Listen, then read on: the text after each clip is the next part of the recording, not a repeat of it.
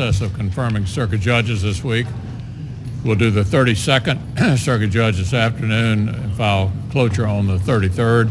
And before the week is out, we will have done 34 circuit judges. We'll be doing more circuit judges next week. In addition to that, I think the Green New Deal continues to be an interesting discussion for particularly Republicans, and we will, of course, give our Democratic friends who've been advocating this proposal an opportunity to debate it and vote on it on the Senate floor sometime in the next couple of weeks.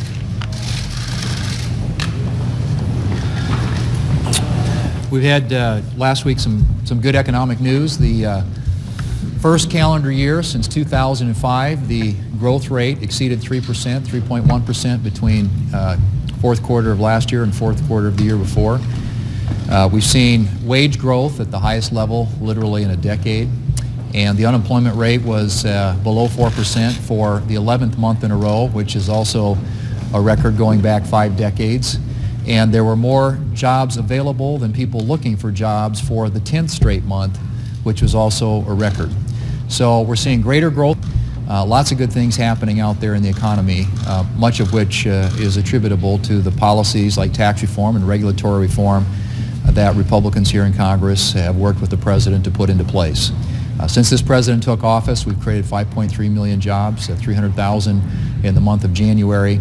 We'll get another jobs report this week. But the point is the economy is performing really, really well, which begs the question as to why the Democrats would want to reverse all that progress and go back to policies that we know have failed. Whether it's the Green New Deal, Medicare for all, these policies will cost $93 trillion for people in this country. And that's more money than this government, this country has spent on its government since its inception. It is mind-boggling to think that Democrats would want to reverse all the gains that we've had and go back to socialist policies and fantasies that we know don't work. We're going to continue to do the work of the American people and continue to focus on policies that will create greater growth, higher wages, better jobs, and a higher standard of living and quality of life for people in this country. The Green New Deal continues to be a big green bomb in terms of the issues affecting the American public. I think it'll blow a big hole in the economy. We have a strong and healthy and growing economy. We have families who could never be able to afford the cost all across the country. Who can afford what they're asking in terms of increased taxes and increased energy costs? We're talking about $65,000 per family per year, the expenses of going to high-speed rail, of Medicare for all, which is just a part of the new Green Deal.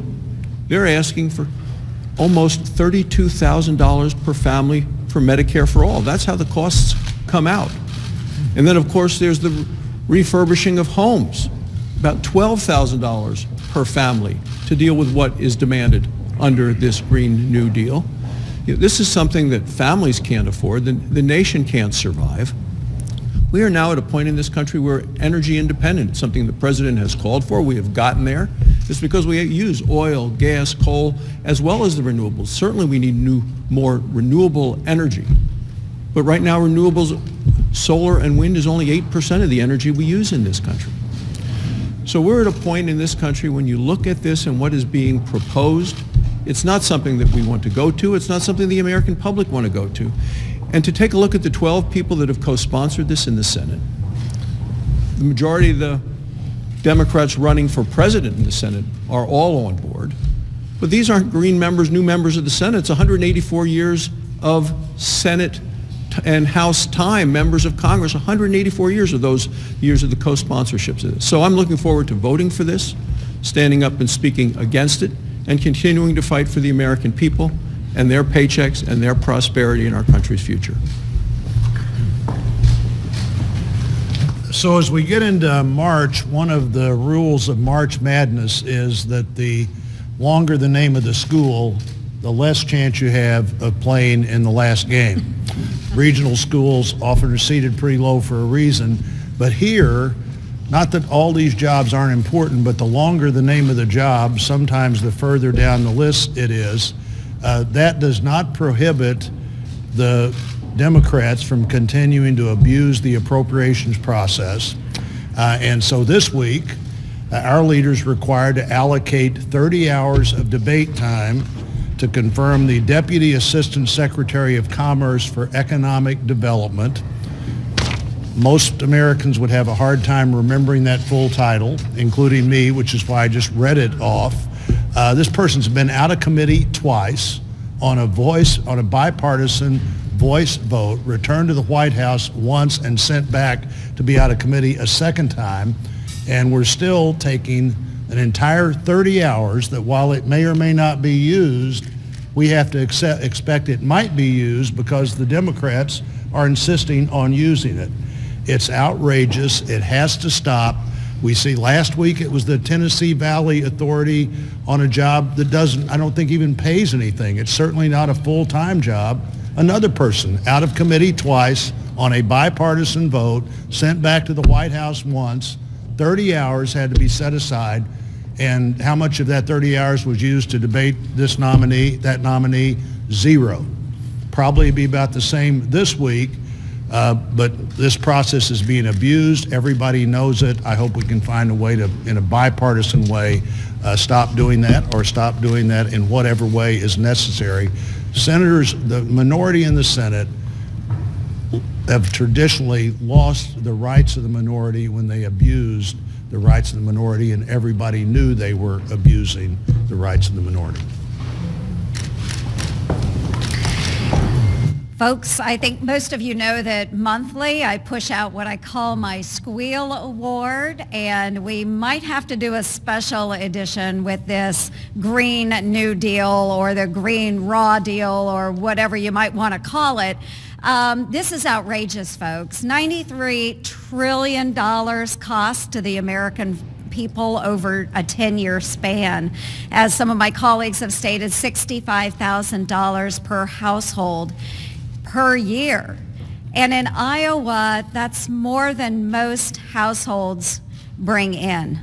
$65,000. So I do think this is the Green Raw Deal. It's especially troubling. There's one page in here where we talk about overhauling transportation systems in the United States to remove pollution and greenhouse gas emissions from the transportation sector. They talk about high-speed rail. They talk about other wonderful, wonderful ideas that if you live in a metro area, good for you, folks. But you know what? In New York City, yeah, you can walk down the block and grab a bagel and a cup of coffee. But if you're from my hometown, it takes you about 30 minutes to drive by car to get to the closest Walmart. How are we going to get our kids to school? Really, folks, I think the ideas coming out of the House are absolutely ridiculous. High-speed rail in Iowa, I don't know how that's going to get our grain to market. And this proposal impacts our rural areas more than most. It is a slam to our agricultural community. We need combines out in the fields to bring the crops in. We need tractors out there hauling wagons. We can't eliminate all of that, feed our population, and feed the world. So seriously, folks, the Green New Deal, it's a Green Raw Deal. It's going to destroy our rural areas. So I really wish that our colleagues would be serious about this and think about ideas that will promote our economy and make us a leader in global innovation. This is not it. So let's turn our attention to getting trade deals done, making sure that we're promoting rural economy and agriculture instead of this stuff. Thank you. Mitch McConnell. One more. Sorry. Missed you back there. I'm sorry. Oh, that's not a problem. The words unaffordable, unattainable, unrealistic come to mind as I think of this Green New Deal that's been proposed. $65,000 per American household per year is what it's estimated to cost. Hoosiers would be interested that were this to be implemented, they'd have to tear down their houses and rebuild their houses. They may have to ride their bike to work because they can no longer take automobiles. They can't visit family out of state, at least if they plan on using airplanes to do so under the Green New Deal. You know, the parade of horribles goes on and on. We're going to give Democrats an opportunity to vote for this legislation, which I think is reflective of the broader shift to the left we see in the national agenda of the Democratic Party. Republicans, on the other hand, we will have an opportunity to stand up for working Americans in the votes we cast. So I think it's great. We'll have an opportunity to vote on this in coming months. Leader McConnell.